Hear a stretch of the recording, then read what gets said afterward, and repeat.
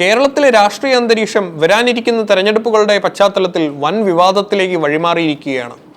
മുന്നണികൾ തമ്മിലുള്ള അവിശുദ്ധ കൂട്ടുകെട്ടുകളെക്കുറിച്ചുള്ള ആരോപണങ്ങൾ പതിവ് പോലെ സജീവമാകുമ്പോൾ ഇത്തവണ മുഖ്യമന്ത്രി പിണറായി വിജയൻ നേരിട്ട് രംഗത്തിറങ്ങി പ്രതിപക്ഷത്തിന്റെ ആരോപണങ്ങളുടെ മുനയൊടിക്കുന്ന കാഴ്ചയാണ് കാണുന്നത്.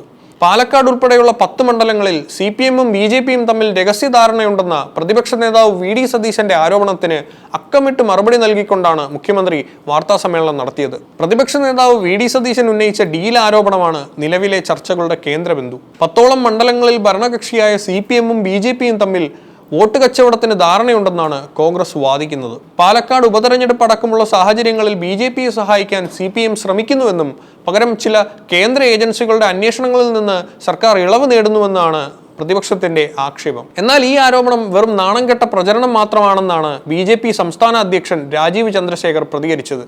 ഇതിനു പിന്നാലെയാണ് മുഖ്യമന്ത്രി ഇതിലെ വൈരുദ്ധ്യങ്ങൾ ചൂണ്ടിക്കാട്ടി രംഗത്തെത്തിയത്.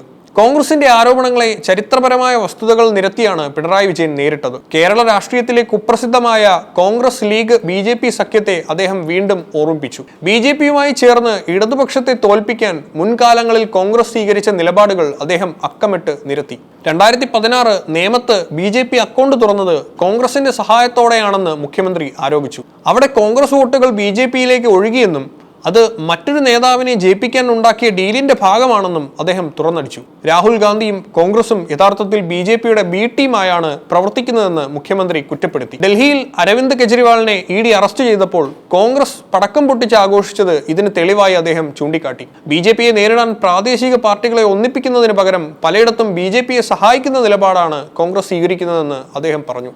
രാഷ്ട്രീയ ആരോപണങ്ങൾക്കപ്പുറം സർക്കാരിന്റെ വികസന നേട്ടങ്ങളെക്കുറിച്ചും മുഖ്യമന്ത്രി സംസാരിച്ചു. പ്രതിപക്ഷം വർഗീയതയെ കൂട്ടുപിടിച്ച് അസത്യപ്രചാരണം നടത്തുകയാണെന്ന് അദ്ദേഹം ആരോപിച്ചു. UDF ഭരണകാലത്ത് 18 മാസത്തോളം ക്ഷേമ പെൻഷൻ മുടങ്ങിയത് ചൂണ്ടിക്കാട്ടിയ മുഖ്യമന്ത്രി തന്റെ സർക്കാർ പ്രകടന പത്രികയിലെ വാഗ്ദാനങ്ങൾ ഓരോന്നായി നടപ്പിലാക്കുകയാണെന്ന് അവകാശപ്പെട്ടു.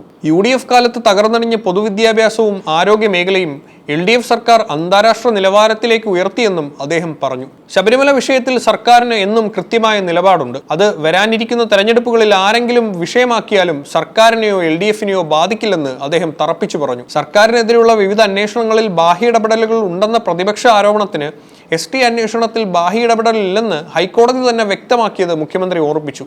അന്വേഷണങ്ങൾ സുതാര്യമാണെന്നും രാഷ്ട്രീയ പ്രേരിതമായ ആരോപണങ്ങൾ നിലനിൽക്കില്ലെന്നും അദ്ദേഹം കൂട്ടിച്ചേർത്തു. കേരളത്തിൽ വരാനിരിക്കുന്ന രാഷ്ട്രീയ പോരാട്ടങ്ങൾ കേവലം വികസനത്തിൽ മാത്രം ഒതുങ്ങില്ലെന്നും ആരോപണ പ്രത്യാരോപണങ്ങളുടെ വലിയൊരു നിര തന്നെ ഉണ്ടാകുമെന്നും മുഖ്യമന്ത്രിയുടെ വാർത്താസമ്മേളനം സൂചിപ്പിക്കുന്നു. കോൺഗ്രസ് ഉന്നയിക്കുന്ന CPM BJP ഡീൽ ആരോപണത്തിന് മറുപടിയായി കോൺഗ്രസ് BJP B ടീം എന്ന ആയുധമാണ് മുഖ്യമന്ത്രി പ്രയോഗിച്ചിരിക്കുന്നത്. ഭരണ തുടർച്ച ലക്ഷ്യമിടുന്ന LDF-ഉം അധികാരം തിരിച്ചുപിടിക്കാൻ ശ്രമിക്കുന്ന UDF-ഉം കേരളത്തിൽ ശക്തമായ സാന്നിധ്യമാകാൻ ശ്രമിക്കുന്ന BJP-യും തമ്മിലുള്ള ത്രികോണ മത്സരം വരും ദിവസങ്ങളിൽ കൂടുതൽ ചൂടുപിടിക്കുമെന്ന് ഉറപ്പാണ്.